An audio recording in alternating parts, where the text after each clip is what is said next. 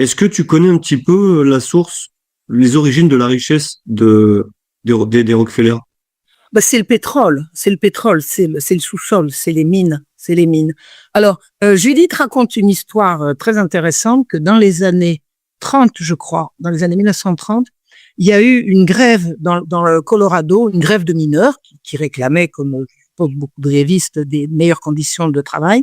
Et ces gens étaient là avec femmes et enfants et vivaient dans des camps de tentes.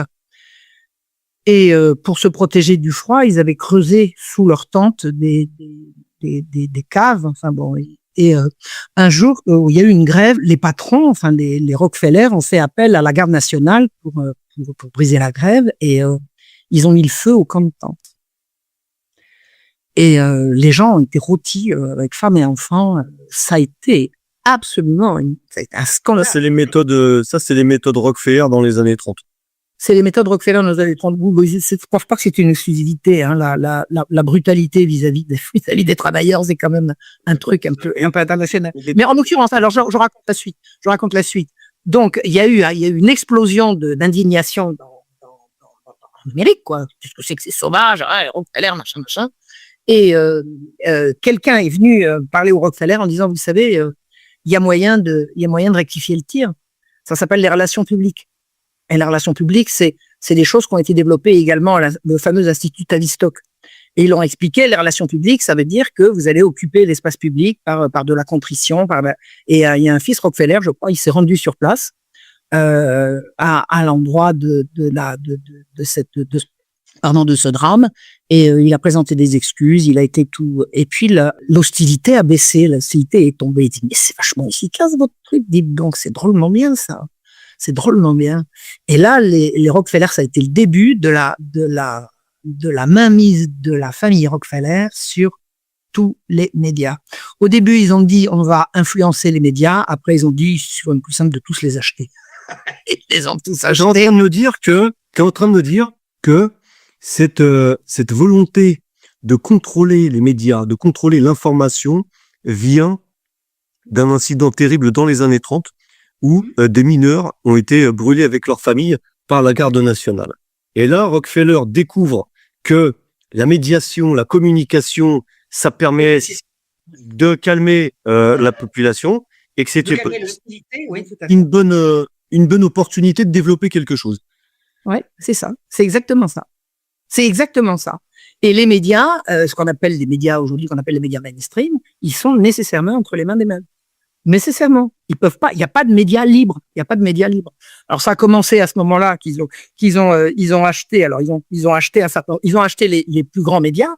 Puis après, ils ont acheté les rédacteurs en chef des plus grands médias. Puis après, ils ont placé eux-mêmes, grâce à la CIA, leurs propres gens à la tête des plus grands médias. Puis après, ça s'est répandu partout. Ils ont envoyé des pseudo-journalistes dans des pays étrangers pour faire prétendument du journalisme, en fait, de l'espionnage. Et puis c'est la mainmise de toute l'information par les puissants, par les puissants. Et ça, c'est sans compter sur les cabinets de conseil en communication comme McKinsey, qui, j'imagine, ont aussi une influence qui n'est pas désintéressée. Et ça, c'est en plus. Tu sais, quand Judith Reisman, quand elle a découvert ce qu'elle a découvert et qu'elle a fait éclater la bombe, qu'elle a expliqué que Kinsey était un violeur d'enfants, que sa science n'en était pas une, que c'était un pervers et tout, on a décidé de la faire taire, et pour la faire taire, on a lâché contre elle la presse. Toute la presse. Elle a eu contre elle tous les médias. Il n'y avait pas un journal, une radio, une télévision ou un petit club de discussion qui ne soit contre elle. Ils tenaient absolument tout. Ils ont voulu la faire taire. Ils ont lâché leurs chiens. Ça a été monstrueux. Donc, elle avait contre elle absolument tous les médias. Et comment elle a fait pour s'en sortir?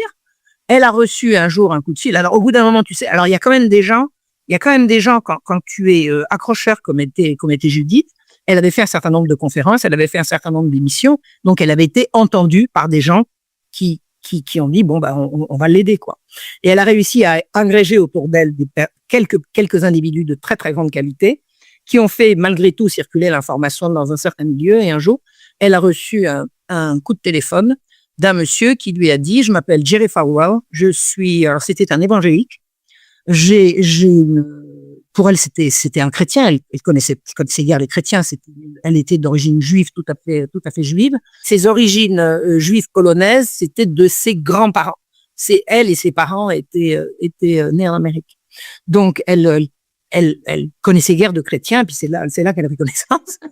Et elle a été approchée donc par ce Jerry Falwell qui lui dit, j'ai une université qui s'appelle Liberty University. Je mets mon argent, mon secrétariat, mon université, mon avion, je mets tout à votre disposition, venez. Et il l'a soutenue jusqu'à la mort. C'est extraordinaire. Et c'est là, je crois, qu'elle a commencé à découvrir ce que c'était que les chrétiens. Et ensuite, de fil en aiguille, moi, je l'ai vu se convertir au christianisme sous mes yeux quand on était à Zagreb. Elle est devenue. Alors, elle n'était pas juive pratiquante, devenue chrétienne pratiquante. Elle était juive athée communiste, devenue croyante en Jésus-Christ, quoi, tu vois.